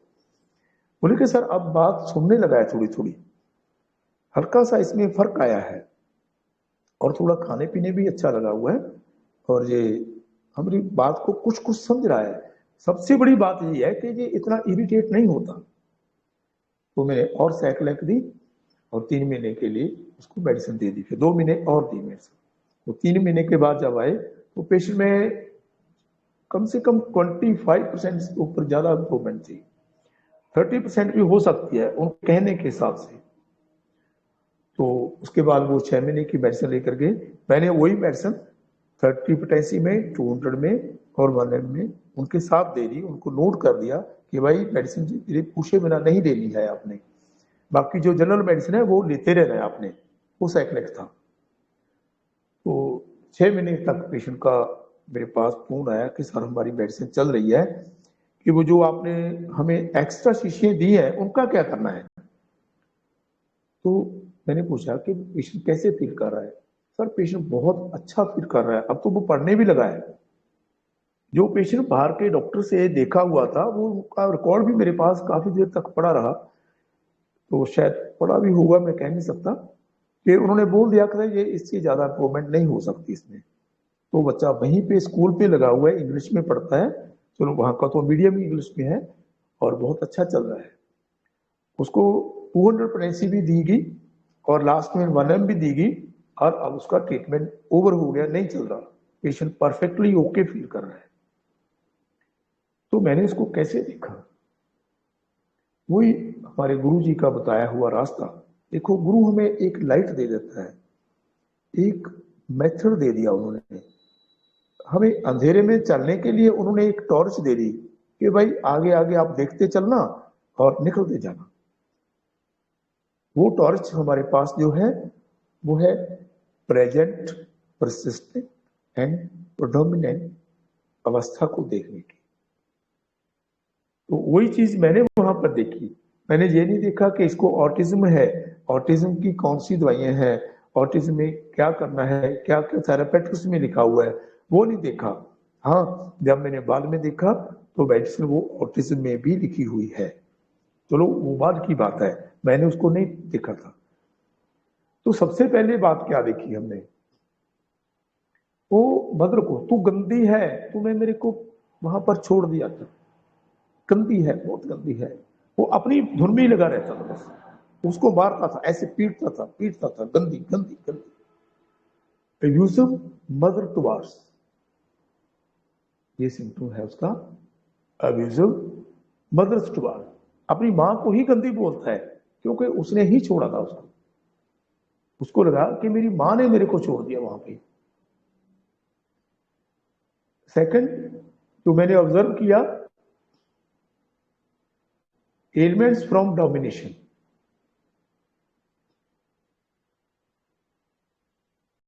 तो एलिमेंट्स फ्रॉम रिजेक्टेड, उनको लगा कि मैं रिजेक्ट हो गया हूं, मतलब उसने कुछ नहीं बोला पेशेंट को, मैं सिर्फ, मेरे को लग रहा था कि ये चीजें हो रही हैं उसके साथ, वो पेरेंट्स से रिजेक्ट हो रहा था। उसको ये लग रहा था कि नाना जी और नानी जी अपने पोते को ज्यादा प्यार करती हैं, उसको नहीं। वो बड़ी ऐसी चीजें करता था, बड़ी वायलेंस ही करता था, कभी इधर फेंक देता था किसी को, उधर फेंक देता, कभी इधर फेंक देता था। अगर उसको रोकते थे, अगर वो अपने हिसाब से नहीं कर पाता था तो वो बहुत ज्यादा इरिटेट हो जाता था, गुस्सा आता था उसको। Anger, violent things don't go as he wishes. वो जो वायलेंस ही करनी चाहता था ना, पटक देता था दीवार में चीजों को, फिर उसको गुस्सा आता था जब उसको रोकते थे, फिर वो इरिटेट हो जाता। तो वो बिल्ली को बार बार बिल्ली को प्यार करता था। वो उसने बताया था मेरे को, मैंने देखा नहीं था वो, तो मैंने उसके बारे में भी सोच लिया कि चलो बिल्ली को भी नहीं छोड़ेंगे, हम उसको भी देख लेंगे अगर कहीं बिल्ली की इंपॉर्टेंस है हमारे लिटरेचर में। तो मैंने देखा animals love for pet her cats, her pet cats, her हो या हिज हो, वो लड़का होता या लड़की होती, बात तो एक ही है। तो बिल्ली को बार बार प्यार करता रहता था, बस बिल्ली को हाथ में रखता था, बिल्ली के साथ ही सोता, बिल्ली के साथ ही रहता, बिल्ली के साथ ही प्यार था उसका। और थर्ड बात जो उसकी माता ने बताई कि जब से इसको वैक्सीनेशन दिया था ना, सबसे पहले इसको वैक्सीनेशन की डोज लगी थी जब, उसके बाद ये बच्चा ना ऐसा ही कुछ, मतलब बेचैन सा रहने लगा, इसका कुछ ऐसे ही रहने लगा कि जैसे कुछ ये बता नहीं पा रहा है, कुछ ऐसे ही गड़बड़ में लगा रहता था। इसकी स्थिति, मानसिक दशा कुछ अजीब सी लग रही थी, जैसे ऐसे चुपचाप रहना, ऐसे ऐसे सोचते से रहना, ऐसा इसका दिमाग हो गया था वैक्सीनेशन के बाद। जैसे आजकल हमारे पास बहुत पेशेंट आते हैं जिनको कोरोना की वैक्सीनेशन लगती है तो उसके बहुत ही ज्यादा हैवी साइड इफेक्ट्स के साथ पेशेंट आते हैं। ऐसा ही वो भी वैक्सीनेशन के बाद ही बीमार हुआ था बच्चा। तो और तो कोई सिम्टम मैंने नहीं लिया, मैंने इसको ऐड कर लिया, लेकिन वास्तव में मेडिसिन इसमें भी वो आ रही थी। अगर मैं ना भी लेता है सिम्टम को, फिर भी मेडिसिन तो वही थी। तो मैंने इनको थूजा दी थी, थूजा 3200 अब उसका कोई ट्रीटमेंट नहीं चल रहा, इज परफेक्टली ओके। ये थूजा का पेशेंट था आपके साथ जो मैंने डिस्कस किया है, और बहुत ही अच्छा और बहुत ही कमाल का पेशेंट ठीक हुआ है। ऐसे काफी और पेशेंट है, कभी समय मिला तो बात करेंगे ऑटिज्म के बारे में। पर मैं ये एक बात कह रहा हूं कि इस कभी भी डिजीज के नाम से घबराना नहीं है, क्योंकि डिजीज को हमने ठीक ही नहीं करना तो घबराना क्यों है। डिजीज की तो हमारे पास मेडिसिन कोई है ही नहीं। We are not train in this type, we are train to treat the man. तो हमने तो मैन को ठीक करना है, मैन हो या वुमेन हो, हमने तो पेशेंट को ठीक करना है, ना कि उसकी बीमारी को।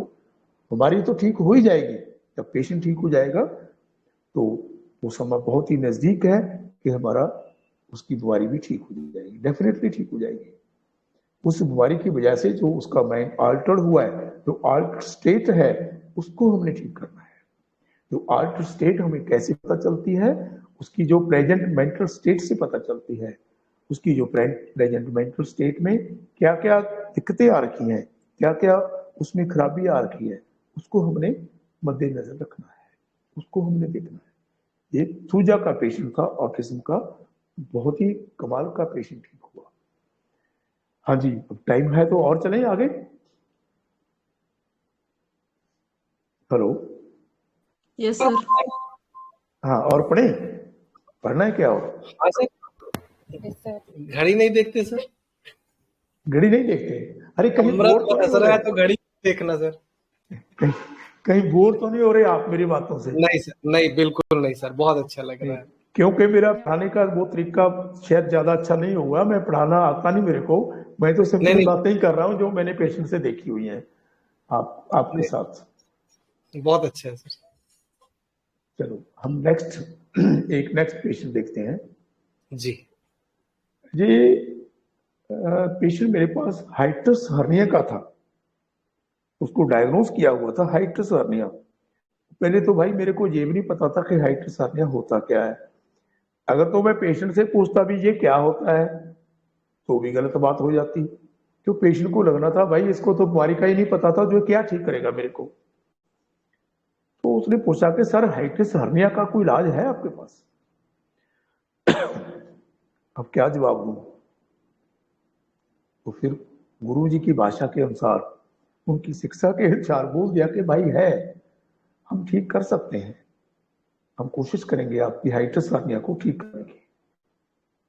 वो डायग्नोज भी ऑस्ट्रेलिया से हुआ है। चलो हो जाएगा। बोले कि सर टाइम तो थोड़ा कम है, और वैसे तो देखो मेरे को दिक्कत तो कोई है नहीं है। चलो पहले मैं ज्यादा काम करता था, अब थोड़ा सा मैं काम कम कर लेता हूँ, तो मैं एडजस्ट कर लेता हूँ, कोई इतनी बड़ी बात नहीं है। बस डायग्नोज किया है कि हाइट्रस हर्निया है, तो ये देख लो और आप कर सकते हो। तो देखा आपने क्या किया इसके लिए।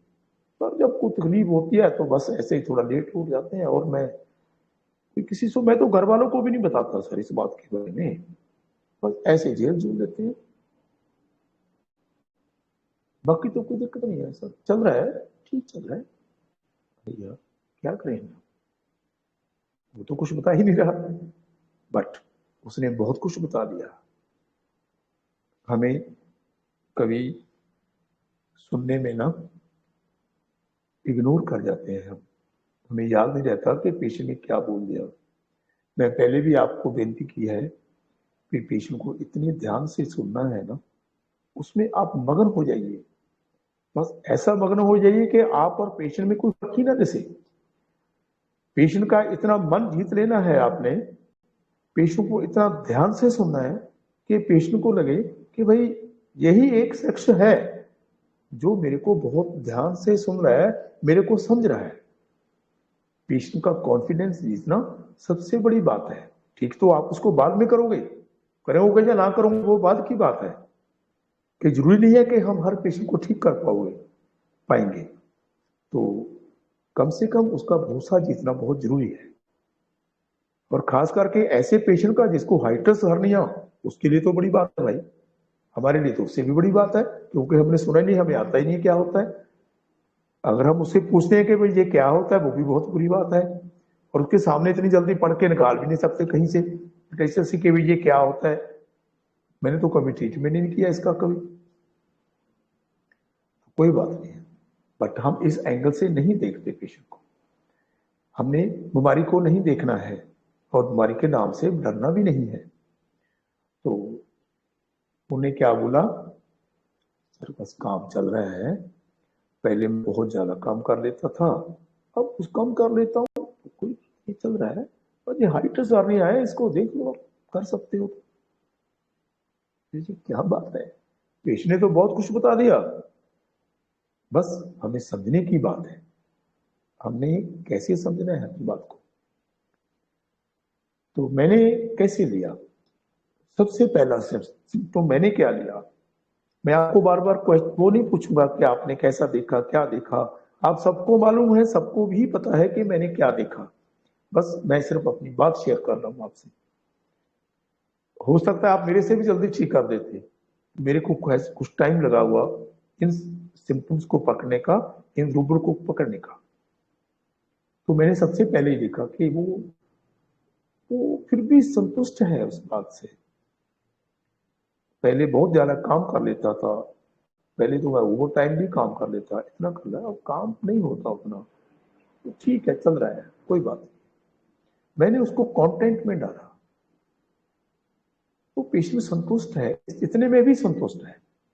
अब वो 6 घंटे या 7 घंटे भी काम करता है, पहले वो 10-12 घंटे काम करता था, वो 6 घंटे से भी संतुष्ट है।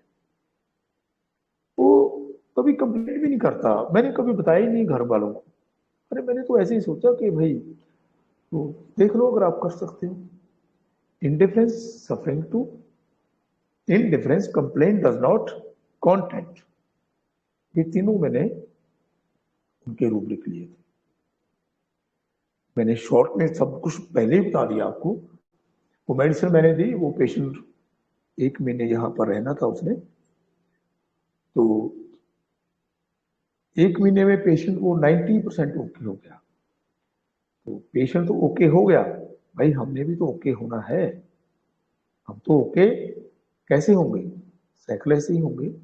साइकिल देंगे तभी तो पेशेंट आपके साथ रहेगा ना, कुछ देर तो रखना चाहिए ना। फिर हमने मेहनत भी तो की है ना। उसके बाद 6 महीने की साइकिल दी, पेशेंट बेटर, बिल्कुल ठीक है। ओपीएम 30 की डोज 3 डोज की थी, उसको बाद में कोई डोज रिपीट नहीं की उसको मैंने। अब तक भी पेशेंट ठीक है, अब तक कोई कंप्लेंट नहीं आई, तो आएगी तो बता देंगे। ये पेशेंट हाइट्रस हर्निया का था। ये पेशेंट बहुत अच्छा, ये केस ठीक हो गया। हाँ, अब मेरी बात करते करते एक और बात याद आएगी। एक पेशेंट के साथ और लड़की आई थी, बाद में लेकर आए वो मेरे पास। वो लड़की का बिहेवियर ही कुछ ऐसा था, उसको बहुत ज्यादा बुखार हुआ था। उन्होंने सुन रखा हुआ कि भाई वो जो सेलों वाले डॉक्टर है ना, उनके पास लेकर जाना है। फिर भाई हमें तो सेलों वाला डॉक्टर ही बोलने लगे लोग, क्योंकि जो डेंगू में सेल कम हो जाते हैं ना, सेल बढ़ जाते हैं तो वो सेलों वाले ही बोल देते हैं। तो वो पेशेंट मेरे पास जब आया, ऐसे चुपचाप बैठा था। मैं कहा भाई क्या हो गया आपको? उसका नाम सिमरन था। सिमरन क्या हो गया आपको? बस फिर ऐसे बुखार हो रहा है, बुखार हो रहा है, और क्या है? दसता तुम की हो रहा है मैनू। पंजाबी में बोली। उन्हें पंजाबी में क्या बोला? बता तो दिया क्या हो रहा है। ऐसे इतना बदतमीज बच्चा मेरे को, मैंने उसको नहीं बोला। अरे बोलता तो भाग जाती उठ के, जो हमने 200-400 लेना वो भी चला जाता। बोले बता तो दिया। अच्छा, क्या बात हो गई? बस ऐसी चुपचाप बैठी है, बुखार है, बता तो दिया। और क्या हो रहा है? बुखार है, सिर दर्द हो रहा है, और क्या बताऊं आप?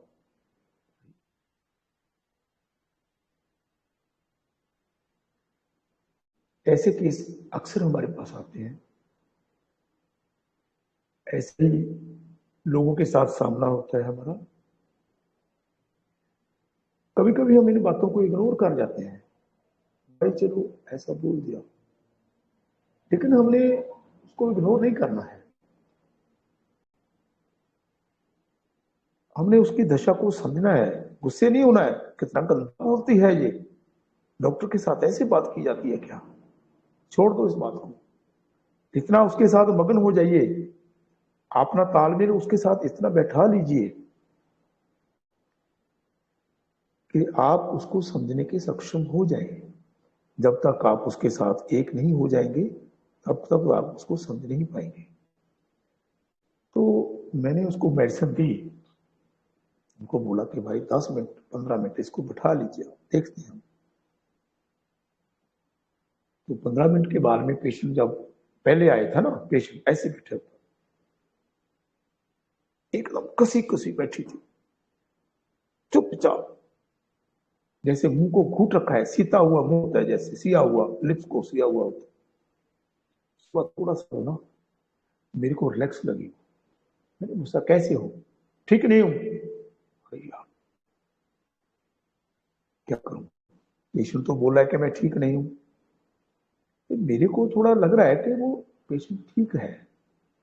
अब यहां पे हमने धोखा नहीं खाना। भाषा और भाव बहुत डिफरेंस है इनमें।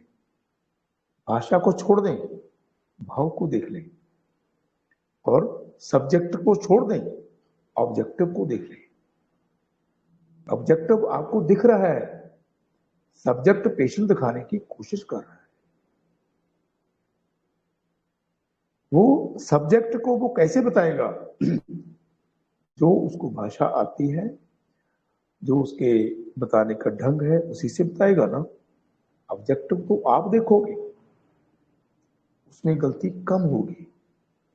ऑब्जेक्टिव सिम्टम क्या था? चेहरे की रिलैक्सेशन दिख रही थी थोड़ी सी, तो मैंने एक डोज और डाली, तो उसको फिर 15-20 मिनट के लिए बिठाने को बोल दिया, और पेशेंट देखता रहा। मैं फिर उसको बाद में बताया। तो नेक्स्ट 15 मिनट के बाद में, जब 35 मिनट के बाद में पेशेंट को बुलाया, फिर पेशेंट ऐसा एकदम रिलैक्स लग रही थी पेशेंट मेरे को। महा बेटा कैसे हो? हाँ ठीक हूं। बोली में तो सुधार आई गया ना। उसने बोला कि हाँ ठीक हूं। पहले पता कैसे बोला था? बता तो दिया आपको, और क्या बताऊं, बता तो दिया। ये चीजें क्या कम हो गया उसमें से? मैन ठीक हो गया, बुखार का पता नहीं है, वो भी ठीक हो जाएगा। तो मैन को तो हमने सुधार ही लिया ना। ये मेडिसिन से पेशेंट एकदम 50% से ऊपर वो उसी दिन ठीक हो गया, 35-40 मिनट में। तो मैंने उसको बोला कि भाई तीसरे दिन दिखा के जाना उसको। तो तीसरे दिन आए, patient was quite okay, no repetition of the previous medicine, कोई जरूरत नहीं पड़ी उसको दवाई देने की। मैंने उसको क्या दिया? मैंने उसको मरीनिया 30 दिया था। मरीनिया 30 क्यों दिया था? ऐसे बैठे थे,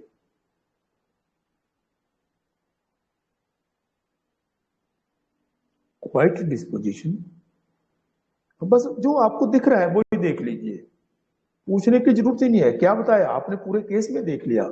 जितने भी केस मैंने आपके साथ डिस्कस किए हैं, आपने पूरे के पूरे देखे हैं। मैंने बहुत कम क्वेश्चन किया है।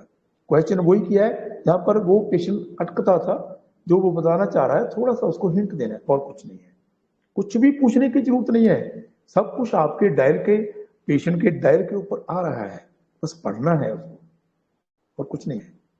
मैं गलत नहीं बोल रहा कि पेशेंट को क्वेश्चन नहीं पूछना, आपने पूछना है पूछिए, बट मैं बहुत ही कम, मैं पूछता ही नहीं, बहुत ही कम, रेयर। बस पेशेंट को देखने से, ऑब्जर्वेशन से ही चल जाता है काम। आपको जैसा ठीक लगे आप वैसे करना, ये मेरा अपना तरीका है, मैं ऐसे करता हूं। तो पेशेंट को मैंने देखा, quite disposition, heat during, fever के दौरान एकदम चुपचाप, जैसे स्टेचू होता है ना, ऐसे बैठी है। अगला जब मैंने पूछा था ना, बेटा क्या हो रहा है, मैंने दूसरी बार बस क्या हो रहा है बता तो दिया, क्या हो रहा है? एंगर आंसर में अवलाइज टू, वही पहले वाला जिसको हमने नक्समम का दी थी ना पहले, उसमें भी वही था। तो quite disposition, heat during, anger, answer when always to. एक और सिम्टम तो बहुत ही अच्छा है, आपने भूलना नहीं, इसको देखना, बहुत काम की चीज है, बहुत बार काम आता है हमें। अक्सर पेशेंट ऐसा बिहेव कर जाते हैं, बट हम लोग कभी कभी इग्नोर कर जाते हैं कि वास्तव में पेशेंट कहना क्या जाता है। कभी तो कभी हम अपने आप में आ जाते हैं, भाई गुस्सा आ जाता है, भाई डॉक्टर को तुझे समझती कुछ नहीं है, कैसा बदतमीज पेशेंट है, हमने ऐसा नहीं करना। हमने बदतमीजों को भी तो ठीक करना है भाई, बुखार तो उसका भी उतारना है। हो सकता है वो उसकी बदतमीजी उसकी बीमारी की वजह से हो, और मेरा तो यही मानना है, कोई भी तंदुरुस्त पेशेंट होगा ना, वो बदतमीज हो ही नहीं सकता। उसकी बदतमीजी का भी कोई कारण होगा, उसकी इरिटेशन का भी कोई कारण होगा। आप उसको ठीक करने की कोशिश करेंगे। आपने मन की चाबी हाथ में आपके दी है, परमात्मा ने, हमारे गुरु जी ने पकड़ा दी है, बस आपने वो चाबी लगानी है ताकि उसका मन सेट हो जाए, और क्या बात है। तो मैंने वो सिम्टम लिया, डर्टी एवरीथिंग, गंदा बिहेवियर है उसका, गंद पा दिया उसने बैठ के वहां पर। मेरे को लगा ये मेरी अपनी ऑब्जर्वेशन से इतना गंदा बिहेव कर रही थी वो, डिलीवरी इंजर्ड बीइंग वो है ही। तो मैंने उनको मरेनिया 30 दिया था। ये मेरी अपनी ऑब्जर्वेशन थी, ये कुछ रूब्रिक्स थे जो मैंने लिए, मैं साथ साथ में बता रहा हूं ताकि आप अपने लैपटॉप में इसको देख लें, इसको सुन लें। तो अगर कभी भूल भी गए तो मैं फिर से बता दूंगा। जो मेरे अपने केस देखे हुए हैं, जब याद आ जाता है पेशेंट तो फिर उसका पूरा किस्सा याद आ जाता है। तो ये हमारा पेशेंट था, इसको हमने ऐसे ठीक किया। तो नेक्स्ट पेशेंट हम देखें। एक और पेशेंट मैं आपके साथ बात करना चाहूंगा। नींद तो नहीं आ रही आपको?